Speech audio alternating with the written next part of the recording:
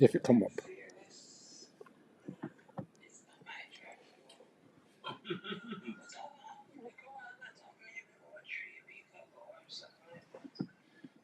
It's on YouTube now. What's that say? It says, "Welcome to live chat.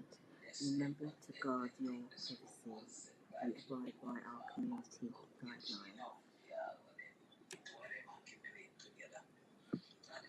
Okay. Oh, come on. Oh, that's a press play. How do you press play? Yeah.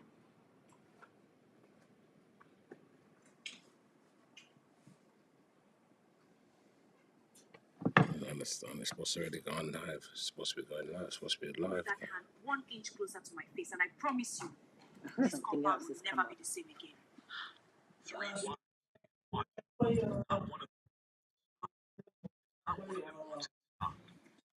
Victoria has been the undisputed head of that compound.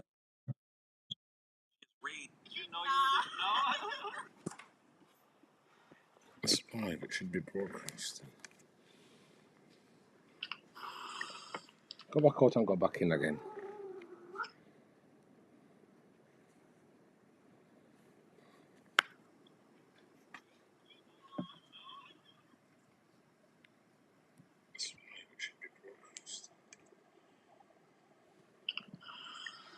Go back out and go back in again. It's picking up my voice. Go back out and go back in again.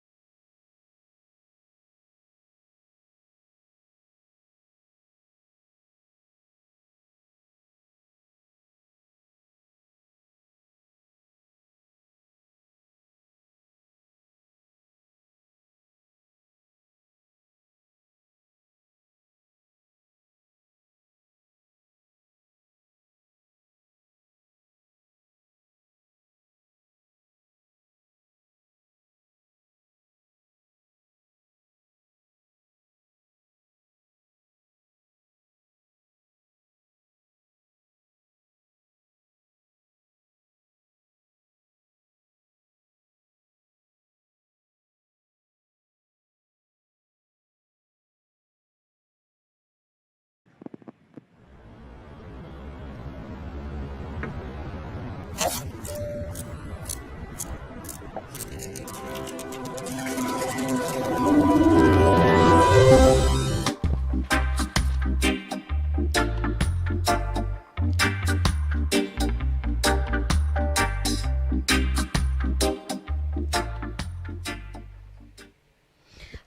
and welcome to Creative Arts in London today.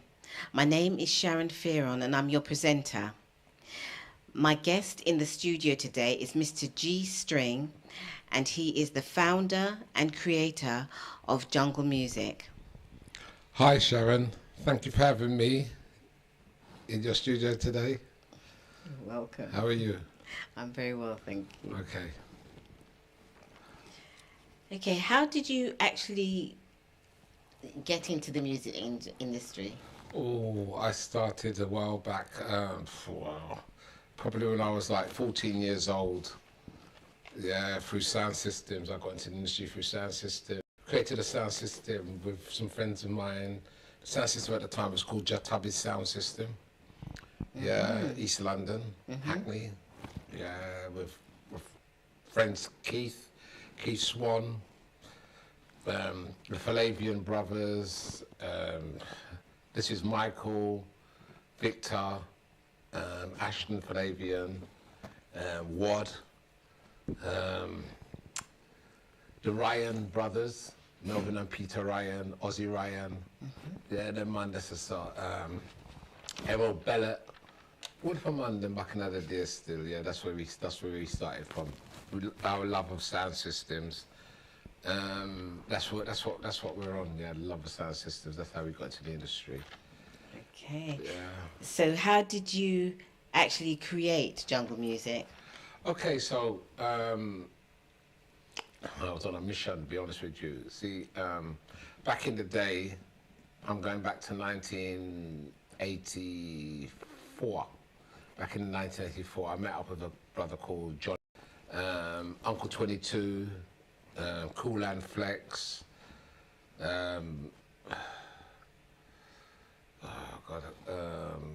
There's quite a few of us got together anyway, and they were producing music. We had our studio over in Leighton at the time, and then we moved over into Hackney. At that time we was producing a style of music which was called hardcore. We came up with a style of music called hardcore. That's the time when acid house was around, in the early 80s, yeah. We came up with a music called hardcore, and then everybody jumped on the hardcore bandwagon. So Uncle 22 and Cool and Flex created a track which was completely different. Yeah, and I knew it was completely different because when I took it to the record shops, I was doing distribution for a company called Real to Real. So when I went to the record shops, and I took the tunes in there, and I said, "What's that?" Yeah, so I said, "It's jungle." Yeah, so I'm selling it as jungle.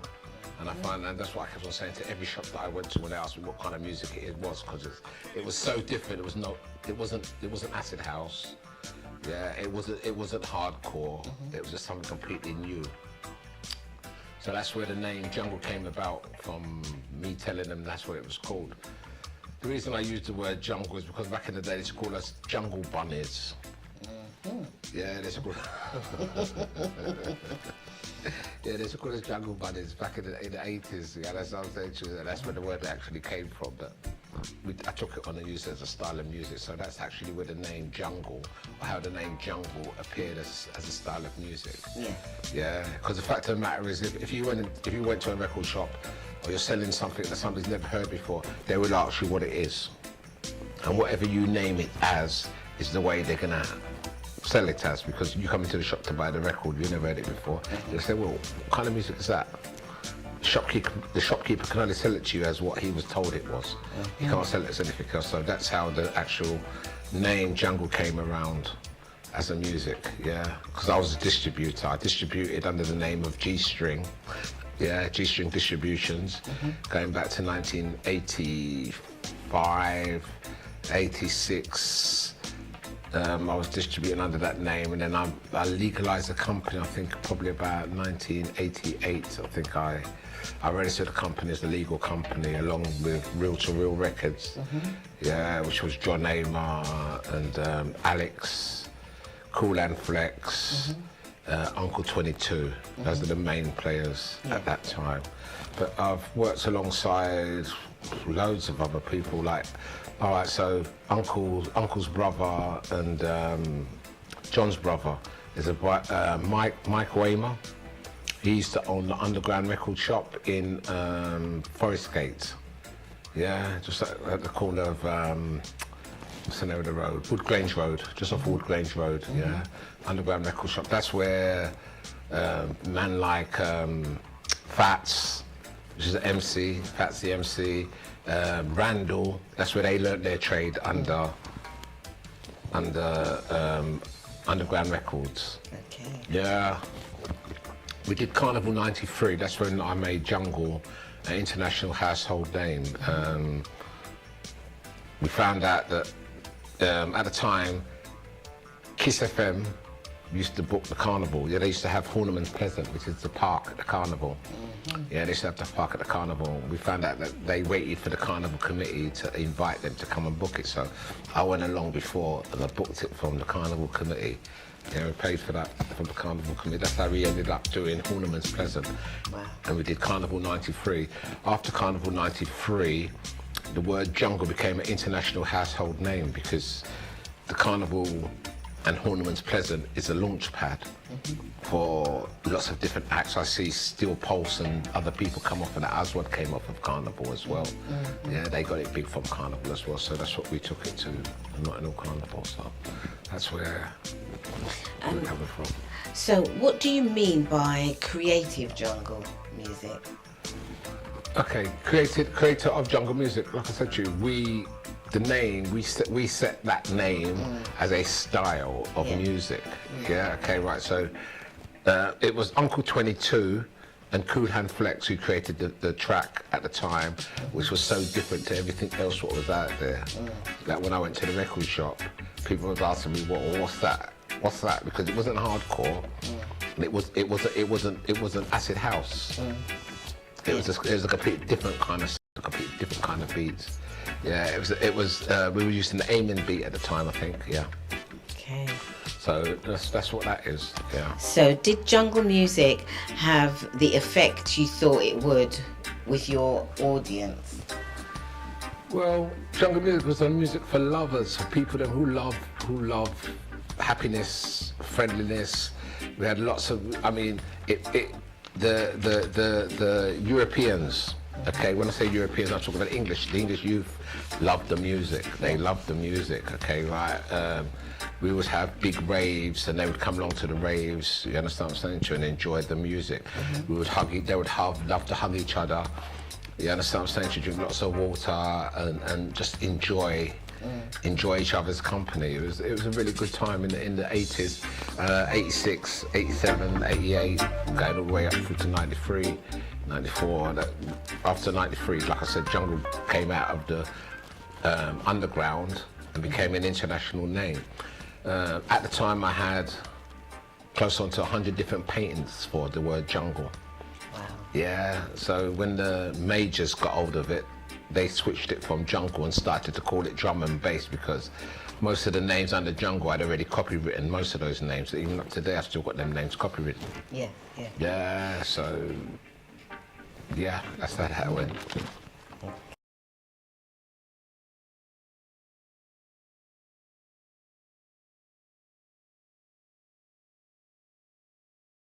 Question that I actually wanted to ask you was, what do you feel would change the creative scene in London today?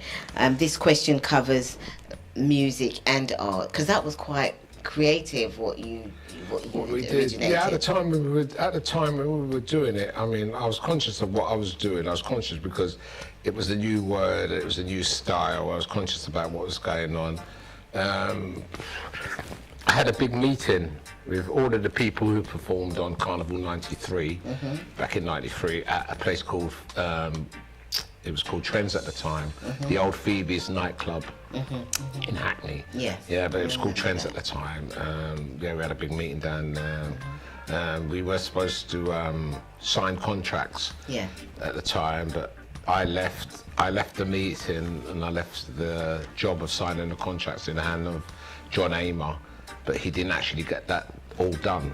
So after the carnival, all of the major artists, I'm talking about your Randalls, your Nicky Black Markets, your Hyper D's, yeah, Five O's, you know what I mean, the whole of that crew, because most of those people came to Carnival '93. Most of those people, I gave them their biggest break ever. That was the biggest standstill spot in the Notting Hill Carnival at the time, which is Horniman's. Wow. Yeah, and that's the biggest crowd at the time for them, for a lot of those people. So a lot of the people now who are producing drum and bass, as they call it now, okay, right, they got their first opportunity at Carnival '93. Yeah. Yeah, so I just one of those things, you understand. But I'm still in the music industry. I'm doing more production now. Video production, filming, live broadcasting, and that kind of stuff, which I'm doing. I'm still doing a lot of work, helping young people, yeah, and developing within the music industry. And I've done fashion work as well, under a label called Sexy You, which I worked with, what's her name, Joan Nelson. Yeah, we were doing ladies' lingerie. Yes. Yeah, we did the Ritz in London. We did quite a few different places inside of London. Yeah. In London Fashion Week. Yeah, I mean, I do lots of different stuff within the music industry. Trust me, I help a lot of different people in a lot of different areas across the music industry. What would you say to an aspiring young person in the music industry? What advice could you? Okay, well, my basic advice to anybody anybody who's creative, okay, right? A lot of people ain't gonna get you until they get you. You understand? Don't ever give up what you're doing. Yeah, stick to what it is that you have your faith in. Yeah. Yeah, the more you do and the more you practice your skills, the better you become at it. Yeah. Yeah, and we're in a different time now. When we were young, growing up, when we was creating Jungle, there was no real internet. There was no internet at that time in the 80s, early 80s. There was no internet. Yeah. Yeah, even up to 88, 89, there's still no internet. Internet never really started to come in as a means until in the 90s. Yeah, it's when people started to do it. Before that, it was a lot of legwork. Yeah. I used to have to go around from record shop from London. I used to fill my van with records and go all the way up to Scotland, 21st precinct in Scotland, record shop, and sell records. Come all the way back. Yeah, all the way back. Manchester, Birmingham, Coventry, got all over the country selling records, selling jungle music across the country. Yeah, so I would say never give up on anything that makes you happy. Yeah, if you enjoy doing what you're doing, never give up on it, because eventually, in this time, it's easier to get noticed because you've got the internet. Yeah. And you've got a lot of different social media platforms, what people register on and can see your product or your service. So if you're going to do something on a continuous basis, yeah, you will get noticed eventually. You will actually get noticed eventually. Yeah. Yeah. It's a hard road up, okay, right? And it's a long road up, okay, right? So the people who help you on your way up, yeah, they're the same people who are you're gonna fall past when you're going back down. So remember that on your way up, okay, right? Show love to others as you're moving through. Yes. Yeah, if you can help others on your journey, help others on your journey. Don't be selfish in anything what you do, okay, right? Share the love. Same way your love for music is there, share it with other people. Yeah, your love for drawing is there, share it with other people. Yeah, we're all here, okay, right, for each other. Yeah. Yeah, so that almost answers the question that I was going to ask you, the last question, and that is just to give an example of something that you'd witnessed and that, you know, that an artist got really developed and moved on. Oh, I've seen many artists over the years develop. Like I said to you, I'm coming back from really 70s musically, sound system time in the 70s. My own recording studios in the 80s, yeah, distribution and these things in the 80s. In the 20s, it's been video productions and that kind of stuff for me, you understand what I'm saying? I've just developed and learned different things as I've gone along. Yeah. I've had interest in different things. I've met some really beautiful people in life. Yeah, people who have helped me, people who I've helped. Yeah, it's been a real buzz. It's been a real buzz, especially when you help people. Yeah. Helping people is the most important thing to what I do and to get me to where I am here today. Yes. Because I've helped a lot of people and some serious names as well. Yes. I've worked alongside and with a lot of big people as well. People who are here today and people who have already gone. Yes, yes.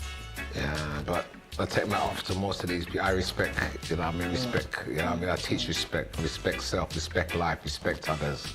Yeah. Yeah, I should always speak the truth and always do the right thing. Yes. Yeah, and as an artist, I think that your word is supposed to be your bond.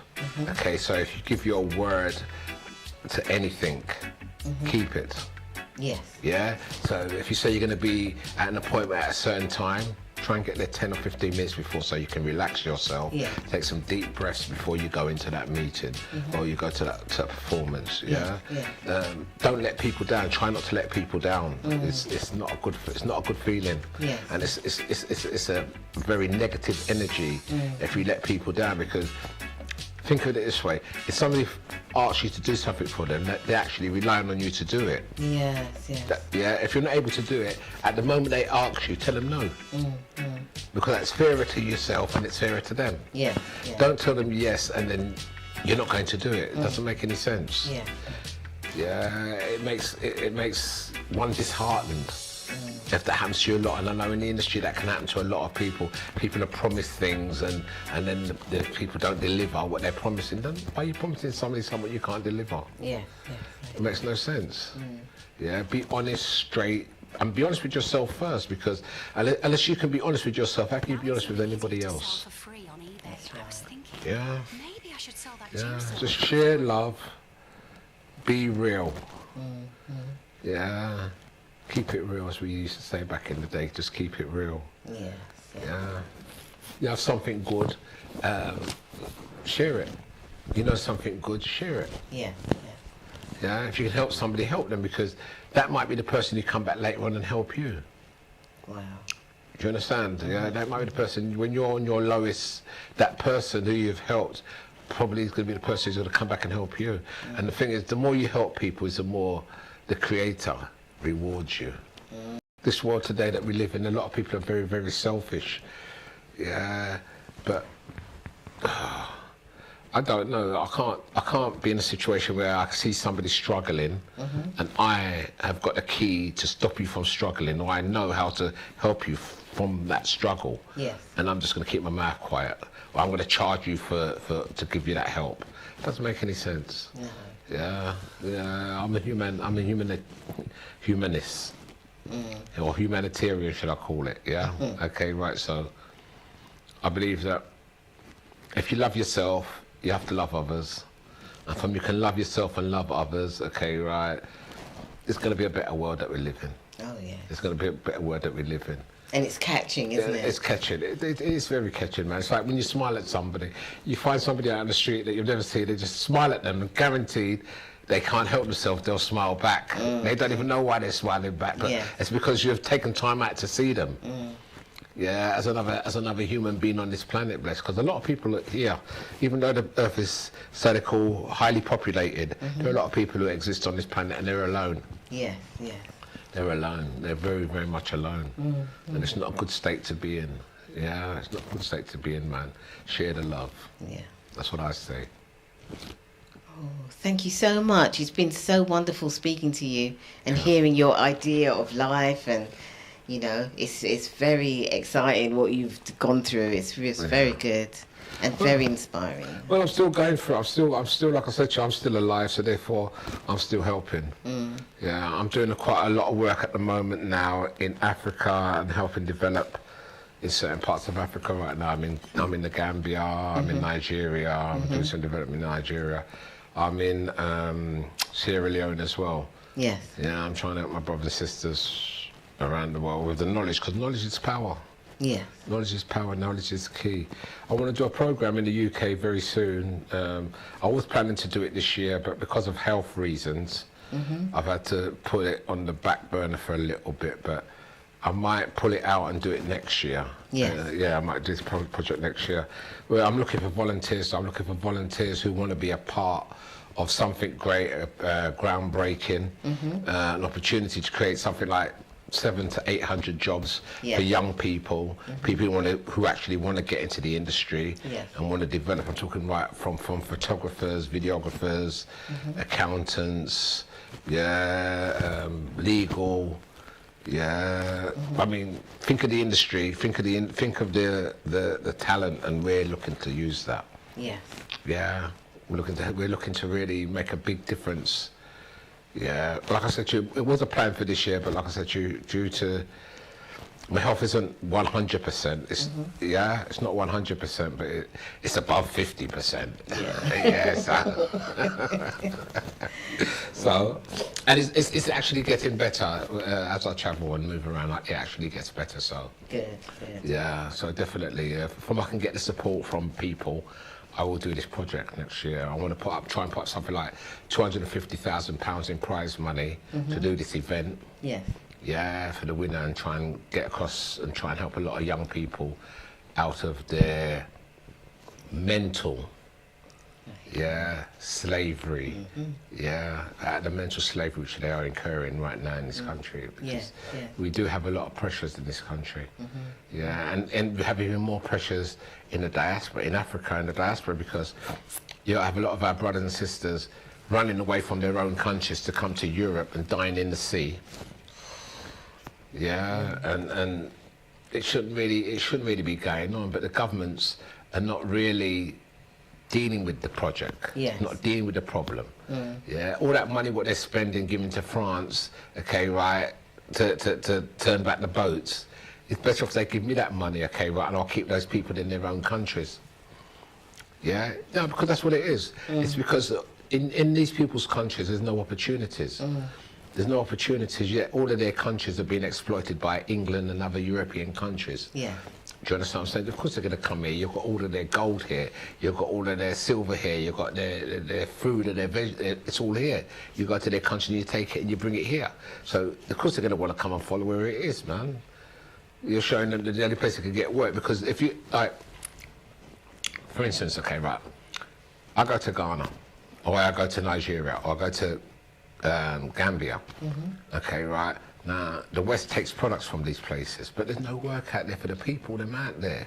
And from there's no work for the people out there, they're going to go to where they can try and find work. Yeah. Come on, it's a common sense, it's a no-brainer. It's really a no-brainer. Yeah, but you've got big companies, big multinational companies in these countries exploiting, but they're not creating no jobs in these countries. But they're taking out the minerals and the raw these countries, and people are suffering, and they're getting the resources for next to nothing. So there is no balance, and from there's no balance, you're going to have an unbalance.